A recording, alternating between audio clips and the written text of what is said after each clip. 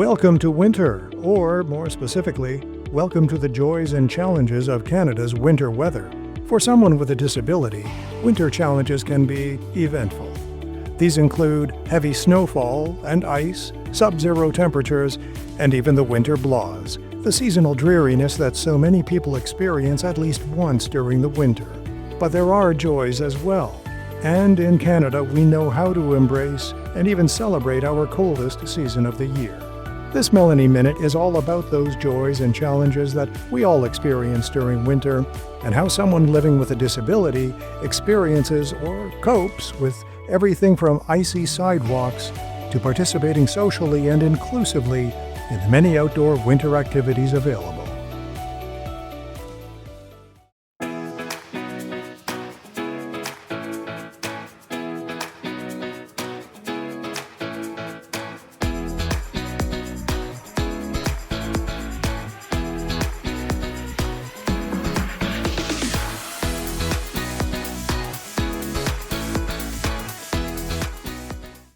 As the winter weather arrives, if we have to take a minute and pause and think about what this means for individuals with various disabilities, whether it's the cold weather, the snow, the ice, or even just the dreariness of the cold winters. This can have an impact on people with disabilities for many reasons. First of all, as many people suffer from when it's gloomy out, there is the added mood component to it. People feel down, the sun isn't shining as much, and it can lead to some depression, and a lot of people with disabilities will face this. But also, there's mobility challenges. Whether you're independently mobile, like you're able to get around with public transit, you're going to face barriers such as when the city doesn't shovel the sidewalks or piles all the snow in front of the bus stop or even at the curb cuts to get across the street. This can be very challenging for people and sometimes keeps them inside. Of course, the ice that's hidden under that snow can also be challenging for individuals with disabilities. Myself, as somebody who's blind and visually impaired, when everything is white, I don't see and the sun reflects on it, and I get very disoriented. So I tend to stay inside. Now, if you use accessible transportation, we know this means there's going to be longer wait times. And although we will get where we need to go eventually, there can be canceled rides, which can lead to us missing appointments, as well as not getting to and from work in an effective time. This is where a lot of people with disabilities have to get creative and innovative and have backup plans. So, what does that mean? Alternative work options with their employers, working from home when stuck because of inclement weather. Also, possibly understanding that you may get there later, so making sure that meetings are scheduled later in the day. Allowing time for us to travel is also something we have to think about. Extra time to get to and from places. And then, of course, we talk about the cold. Now, a lot of people, cold will impact whether it's, arthritis or pain-related disabilities, invisible disabilities, fibromyalgia, arthritis, lupus, all of those ones can definitely cause a lot of aggravation and pain for those suffering in silence. And that is something we don't necessarily always think of. Yes, we can bundle up. We're blessed to have heat here in Canada, turn up the heat, but it does play an impact. And these are things that perhaps we don't necessarily consider. I know not everybody are big fans of the winter. Well, some people love the winter sports and things. That's great. However, that being said, these are considerations that not everybody considers.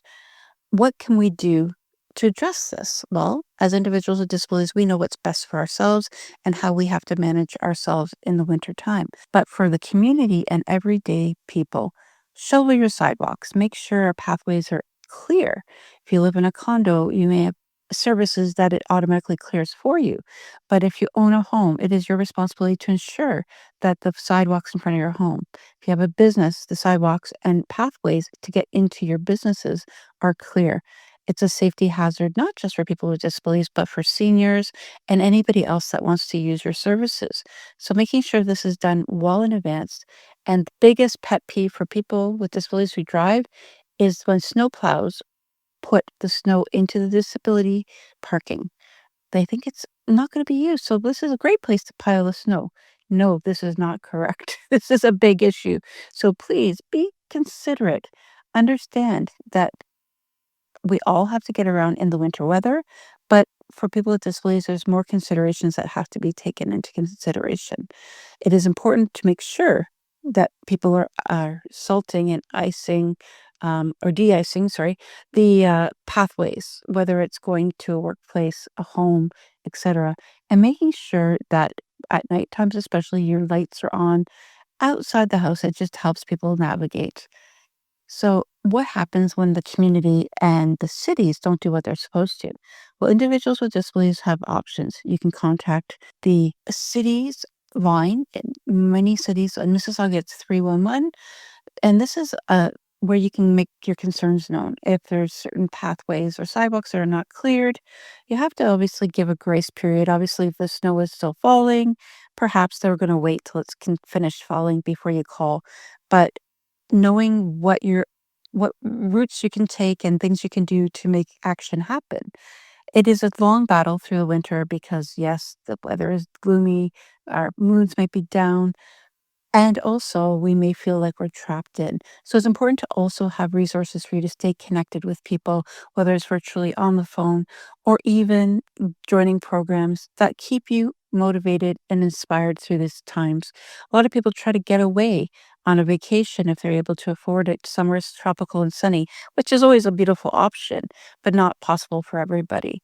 But however, being aware of these challenges that people with disabilities face in the winter is important, but also by taking action for yourselves and for those around you is really, really important.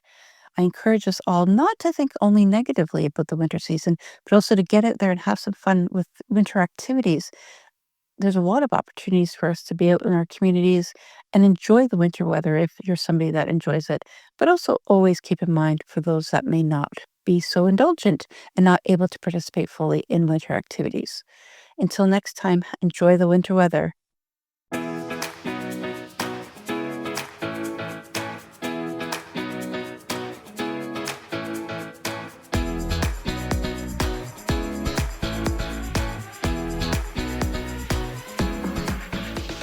You have been listening to Connect for Life, the podcast.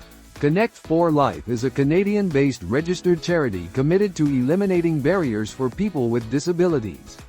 Visit connectforlife.ca and join us in helping people with disabilities become the champions of their growth stories.